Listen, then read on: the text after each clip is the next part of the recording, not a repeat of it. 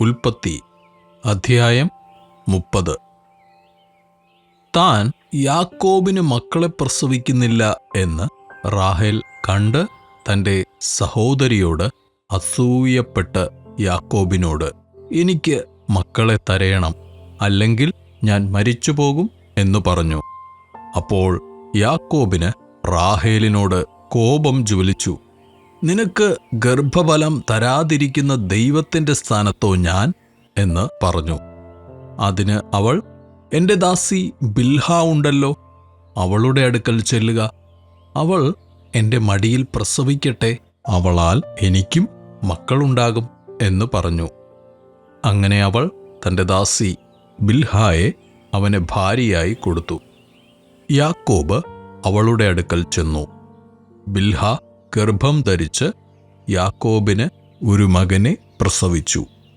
അപ്പോൾ റാഹേൽ, ദൈവം എനിക്ക് ന്യായം നടത്തി എൻ്റെ അപേക്ഷ കേട്ട് എനിക്ക് ഒരു മകനെ തന്നു എന്ന് പറഞ്ഞു. അതുകൊണ്ട് അവന് ദാൻ എന്ന് പേരിട്ടു. റാഹേലിൻ്റെ ദാസി ബിൽഹ പിന്നെയും ഗർഭം ധരിച്ച് യാക്കോബിന് രണ്ടാമതൊരു മകനെ പ്രസവിച്ചു.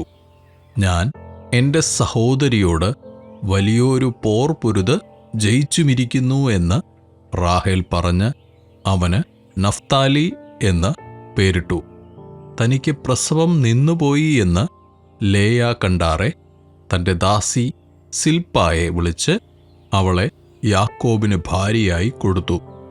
ലേയായുടെ ദാസി സിൽപ്പ യാക്കോബിന് ഒരു മകനെ പ്രസവിച്ചു. അപ്പോൾ ലേയ ഭാഗ്യം എന്ന് പറഞ്ഞ് അവന് ഗാദ് എന്ന് പേരിട്ടു. ലേയായുടെ ദാസി സിൽപ്പ യാക്കോബിന് രണ്ടാമതൊരു മകനെ പ്രസവിച്ചു. ഞാൻ ഭാഗ്യവതി, സ്ത്രീകൾ എന്നെ ഭാഗ്യവതി എന്ന് പറയും എന്ന് ലേയ പറഞ്ഞ് അവന് ആശേർ എന്ന് പേരിട്ടു. കോതമ്പ് കൊയ്ത്ത് കാലത്ത് രൂബേൻ പുറപ്പെട്ട് വയലിൽ ദൂദായിപ്പഴം കണ്ട് തൻ്റെ അമ്മയായ ലേയായുടെ അടുക്കൽ കൊണ്ടുവന്നു. റാഹേൽ ലേയായോട്, നിന്റെ മകൻ്റെ ദൂദായിപ്പഴം കുറെ എനിക്ക് തരേണം എന്ന് പറഞ്ഞു. അവൾ അവളോട്, നീ എൻ്റെ ഭർത്താവിനെ എടുത്തത് പോരായോ? എൻ്റെ മകൻ്റെ ദൂദായിപ്പഴവും കൂടെ വേണമോ എന്ന് പറഞ്ഞതിന് റാഹേൽ, ആകട്ടെ, നിന്റെ മകൻ്റെ ദൂദായിപ്പഴത്തിനു വേണ്ടി ഇന്ന് രാത്രി അവൻ നിന്നോടുകൂടെ ശയിച്ചുകൊള്ളട്ടെ എന്ന് പറഞ്ഞു.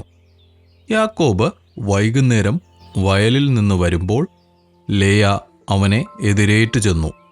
നീ എൻ്റെ അടുക്കൽ വരേണം, എൻ്റെ മകൻ്റെ ദൂദായിപ്പഴം കൊണ്ട് ഞാൻ നിന്നെ കൂലിക്ക് വാങ്ങിയിരിക്കുന്നു എന്നു പറഞ്ഞു. അന്ന് രാത്രി അവൻ അവളോടുകൂടെ ശയിച്ചു. ദൈവം ലേയായുടെ അപേക്ഷ കേട്ടു. അവൾ ഗർഭം ധരിച്ചു. യാക്കോബിന് അഞ്ചാമത് ഒരു മകനെ പ്രസവിച്ചു. അപ്പോൾ ലേയ, ഞാൻ എൻ്റെ ദാസിയെ എൻ്റെ ഭർത്താവിന് കൊടുത്തതുകൊണ്ട് ദൈവം എനിക്ക് കൂലി തന്നു എന്ന് പറഞ്ഞ് അവന് ഇസാഖാർ എന്ന് പേരിട്ടു. ലേയ പിന്നെയും ഗർഭം ധരിച്ച് യാക്കോബിന് ആറാമത് ഒരു മകനെ പ്രസവിച്ചു. ദൈവം എനിക്ക് ഒരു നല്ല ദാനം തന്നിരിക്കുന്നു. ഇപ്പോൾ എൻ്റെ ഭർത്താവ് എന്നോടുകൂടെ വസിക്കും. ഞാനവന് 6 മക്കളെ പ്രസവിച്ചുവല്ലോ എന്ന് ലേയ പറഞ്ഞ് അവന് സെബൂലൂൻ എന്ന് പേരിട്ടു. അതിൻ്റെ ശേഷം അവൾ ഒരു മകളെ പ്രസവിച്ച് അവൾക്ക് ദീന എന്ന് പേരിട്ടു. ദൈവം റാഹേലിനെ ഓർത്തു. ദൈവം അവളുടെ അപേക്ഷ കേട്ട് അവളുടെ ഗർഭത്തെ തുറന്നു. അവൾ ഗർഭം ധരിച്ച് ഒരു മകനെ പ്രസവിച്ചു. ദൈവം എൻ്റെ നിന്ന നീക്കിക്കളഞ്ഞിരിക്കുന്നു എന്ന് പറഞ്ഞു. യഹോവ എനിക്ക് ഇനിയും ഒരു മകനെ തരുമെന്ന് പറഞ്ഞ് അവന് യോസേഫ് എന്ന് പേരിട്ടു. റാഹേൽ യോസേഫിനെ പ്രസവിച്ച ശേഷം യാക്കോബ് ലാബാനോട്, ഞാൻ എൻ്റെ സ്ഥലത്തേക്കും ദേശത്തേക്കും പോകുവാൻ എന്നെ അയക്കണം. ഞാൻ നിന്നെ സേവിച്ചതിൻ്റെ പ്രതിഫലമായ എൻ്റെ ഭാര്യമാരെയും മക്കളെയും എനിക്ക് തരയണം. ഞാൻ പോകട്ടെ. ഞാൻ നിന്നെ സേവിച്ച സേവ നീ അറിയുന്നുവല്ലോ എന്ന് പറഞ്ഞു. ലാബാൻ അവനോട്, നിനക്കെന്നോട് ദയയുണ്ടെങ്കിൽ പോകരുതേ. നിന്റെ നിമിത്തം യഹോവ എന്നെ അനുഗ്രഹിച്ചു എന്ന് എനിക്ക് ബോധ്യമായിരിക്കുന്നു. നിനക്ക് എന്ത് പ്രതിഫലം വേണം എന്ന് പറക, ഞാൻ തരാം എന്ന് പറഞ്ഞു. അവൻ അവനോട്, ഞാൻ നിന്നെ എങ്ങനെ സേവിച്ചു എന്നും നിന്റെ ആട്ടിൻകൂട്ടം എൻ്റെ പക്കൽ എങ്ങനെ ഇരുന്നു എന്നും നീ അറിയുന്നു. ഞാൻ വരും മുമ്പേ നിനക്ക് അല്പമേ ഉണ്ടായിരുന്നുള്ളൂ. ഇപ്പോൾ അത് അത്യന്തം വർദ്ധിച്ചിരിക്കുന്നു. ഞാൻ കാൽ വച്ചയിടത്തൊക്കെയും യഹോവ നിന്നെ അനുഗ്രഹിച്ചിരിക്കുന്നു. ഇനി എൻ്റെ സ്വന്തം ഭവനത്തിനു വേണ്ടി ഞാൻ എപ്പോൾ കരുതും എന്ന് പറഞ്ഞു. ഞാൻ നിനക്ക് എന്ത് തരയണം എന്ന് അവൻ ചോദിച്ചതിന് യാക്കോബ് പറഞ്ഞത്, നീ ഒന്നും തരേണ്ട.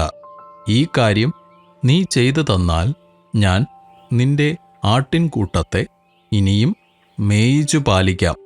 ഞാൻ ഇന്ന് നിന്റെ എല്ലാ കൂട്ടങ്ങളിലും കൂടെ കടന്ന് അവയിൽ നിന്ന് പുള്ളിയും മറുവുമുള്ള ആടുകളെയൊക്കെയും, ചെമ്മരിയാടുകളിൽ കറുത്തതിനെയൊക്കെയും, കോലാടുകളിൽ പുള്ളിയും മറുവുമുള്ളതിനെയും വേർതിരിക്കാം.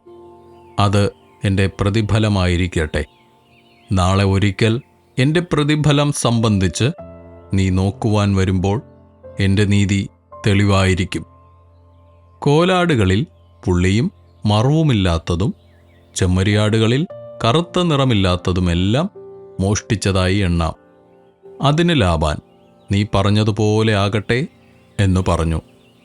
അന്ന് തന്നെ അവൻ വരയും മറുവുമുള്ള മുട്ടാടുകളെയും പുള്ളിയും മറുവുമുള്ള പെൺകോലാടുകളെയൊക്കെയും വെണ്മയുള്ളതിനെയൊക്കെയും ചെമ്മരിയാടുകളിൽ കറുത്ത നിറമുള്ളതിനെയൊക്കെയും വേർതിരിച്ച് അവൻ്റെ പുത്രന്മാരുടെ കയ്യിൽ ഏൽപ്പിച്ചു. അവൻ തനിക്കും യാക്കോബിനുമിടയിൽ 3 ദിവസത്തെ വഴി അകലം വച്ചു. ലാബാന്റെ ശേഷമുള്ള ആട്ടിൻകൂട്ടങ്ങളെ യാക്കോബ് മേയിച്ചു. എന്നാൽ യാക്കോബ് പുന്നവൃക്ഷത്തിൻ്റെയും ബദാം വൃക്ഷത്തിൻ്റെയും അരിഞ്ഞിൽ വൃക്ഷത്തിൻ്റെയും പച്ചക്കൊമ്പുകളെ എടുത്ത് അവയിൽ വെള്ള കാണത്തക്കവണ്ണം വെള്ളവരയായി തോലുരിച്ചു. ആടുകൾ കുടിപ്പാൻ വന്നപ്പോൾ അവൻ തോലുരിച്ച കൊമ്പുകളെ പാത്തികളിലും വെള്ളം പകരുന്ന തൊട്ടികളിലും ആടുകളുടെ മുമ്പിൽ വച്ചു. അവ വെള്ളം കുടിപ്പാൻ വന്നപ്പോൾ ചനയേറ്റു. ആടുകൾ കൊമ്പുകളെ കണ്ടുകൊണ്ട് ചനയേറ്റ് വരയും പുള്ളിയും മറുവുമുള്ള കുട്ടികളെ പെറ്റു. ആ ആട്ടിൻകുട്ടികളെ യാക്കോബ് വേർതിരിച്ച് ആടുകളെ ലാബാന്റെ ആടുകളിൽ വരയും മറുവുമുള്ള എല്ലാറ്റിനും അഭിമുഖമായി നിർത്തി. തൻ്റെ സ്വന്ത കൂട്ടങ്ങളെ ലാബാന്റെ ആടുകളോട് ചേർക്കാതെ വേറെയാക്കി. ബലമുള്ള ആടുകൾ ചനയേൽക്കുമ്പോഴൊക്കെയും കൊമ്പുകളെ കണ്ടുകൊണ്ട് ചനയേൽക്കേണ്ടതിന് യാക്കോബ് ആ കൊമ്പുകളെ പാത്തികളിൽ ആടുകളുടെ കണ്ണിനു മുമ്പിൽ വച്ചു. ബലമില്ലാത്ത ആടുകൾ ചനയേൽക്കുമ്പോൾ അവയെ വച്ചില്ല. അങ്ങനെ ബലമില്ലാത്തവ ലാബാനും ബലമുള്ളവ യാക്കോബിനും ആയിത്തീർന്നു. അവൻ മഹാസമ്പന്നനായി. അവന് വളരെ ആടുകളും ദാസീദാസന്മാരും ഒട്ടകങ്ങളും കഴുതകളും ഉണ്ടാകുകയും ചെയ്തു.